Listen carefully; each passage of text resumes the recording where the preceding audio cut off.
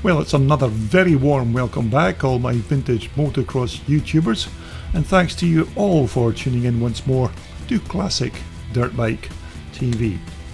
Now in my next video we are going to continue with our series looking at classic dirt bikes from around the paddocks, and in this volume 9 edition we have another good selection of vintage iron for you to feast your eyes on. So I do hope you'll stick around for the next few minutes as we check out another 6 motocross classics from way back in the day.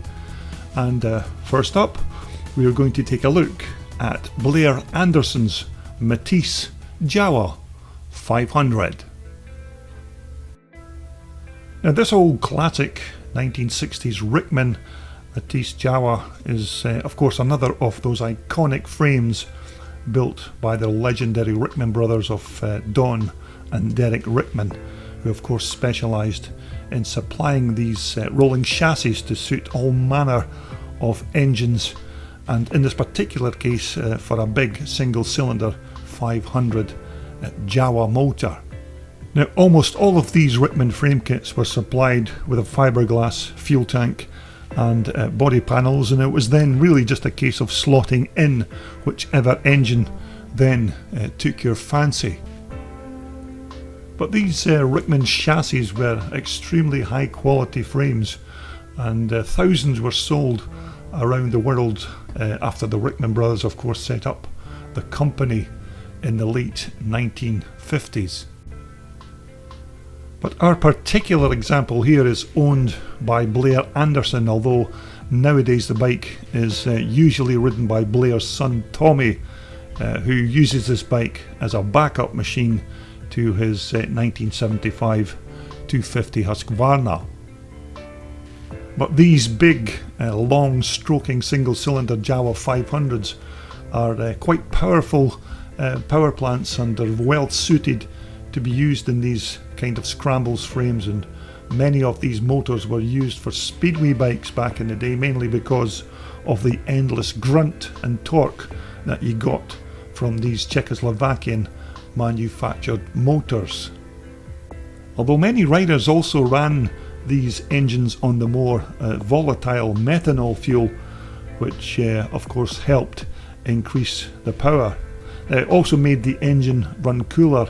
and of course it also helped cut down on the dreaded pinking or pre-detonation that you sometimes got from these engines if you were using standard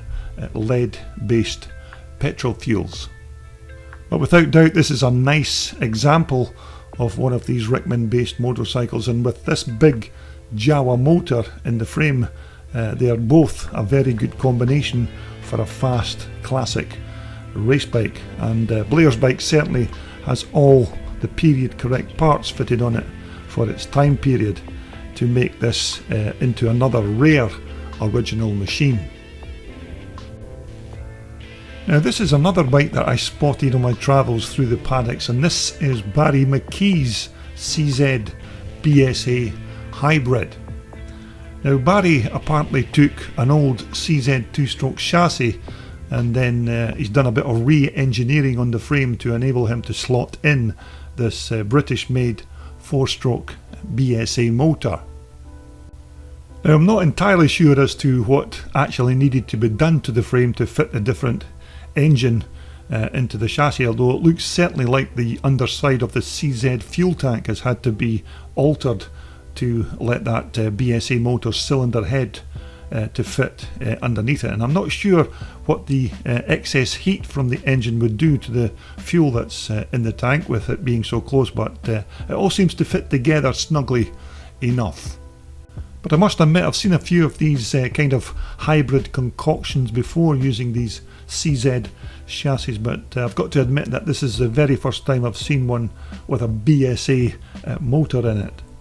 Now I've personally seen this bike racing on the track, and it appears to go quite well with that fairly light CZ frame and BS engine, but I've still no idea as to why Barry would take out the lighter 2-stroke CZ motor to fit in a much heavier 4-stroke unit.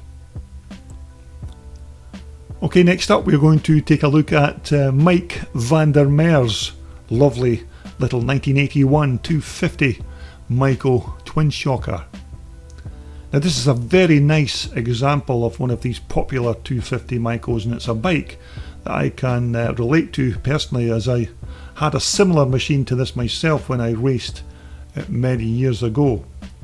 But 1981 of course was the golden year for the German Maico factory, as they just couldn't make enough of these bikes to supply the demand at the time, because this is of course when they got the geometry of the Maico frame absolutely spot on, and it led to them building what is still regarded as the world's best ever motocross machine, the fantastic 1981 490 Mega 2.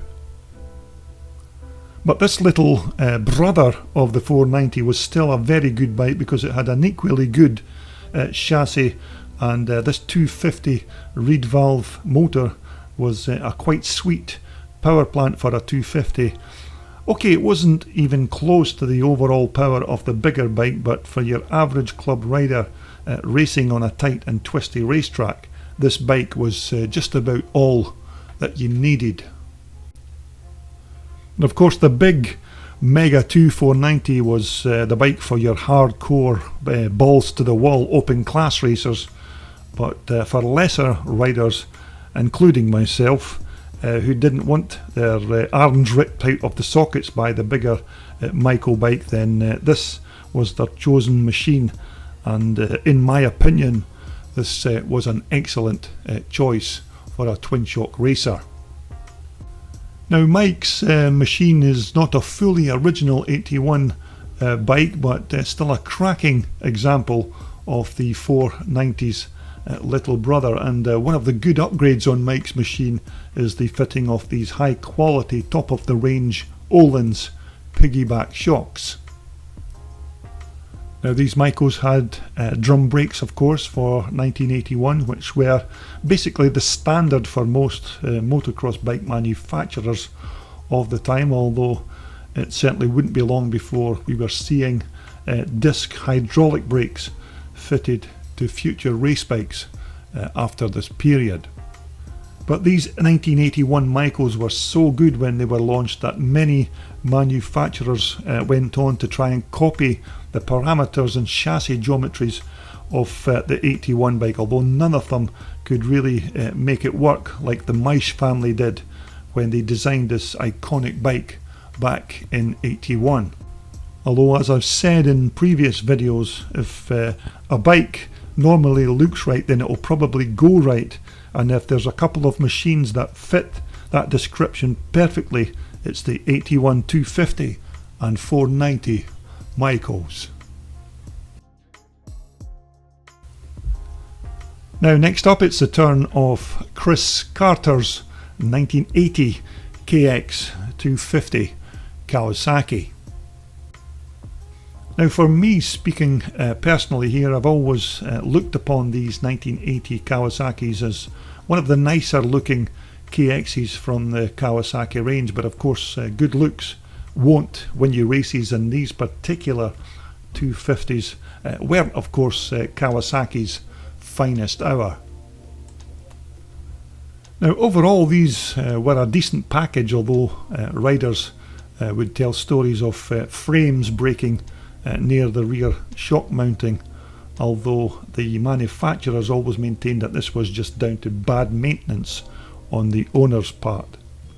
But this 1980 bike had a decent motor, and it's said that it also had a decent spread of power from the low down to mid-range area, and combined with what was essentially a quite good frame, the bike wasn't really all that bad.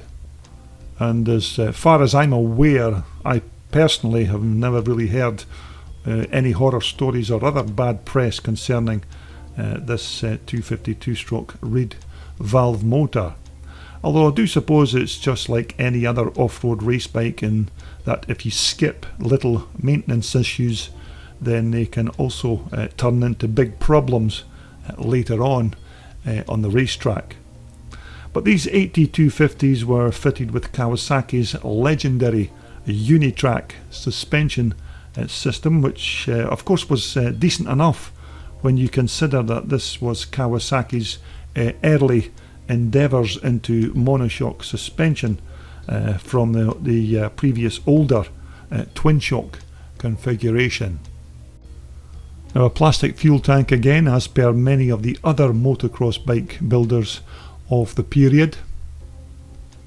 But these are certainly a bike that you don't see regularly on the vintage racetracks around the country these days. Now, whether they weren't just good enough machines or you just couldn't get parts for them, I'm not entirely sure, but it's thanks to the likes of Chris and his particular KX that we're still getting the chance to take a look at these bikes in the flesh in the paddocks.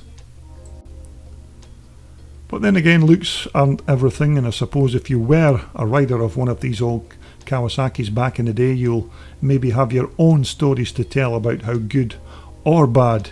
these bikes were to ride. So please feel free to leave your experiences in the comment section